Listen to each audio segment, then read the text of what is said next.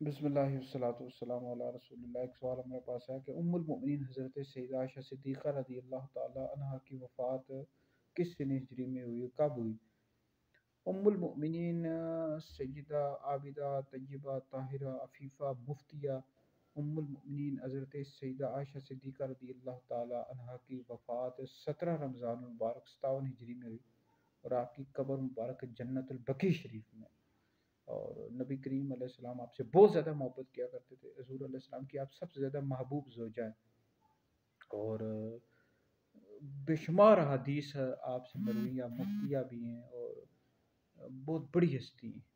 اور آپ کے جو والد تھے امیر المؤمنین خلیفہ اول افضل البشر بعد الانبیاء حضرت سیدنا ابوبکر صدیق رضی اللہ تعالی عنہ ہیں، جو پہلے خلیفہ بھی ہیں، نبی کریم علیہ السلام کے ساتھی بھی ہیں، اور آپ کی قبر روزہ رسول میں نبی پاک علیہ السلام کے ساتھ۔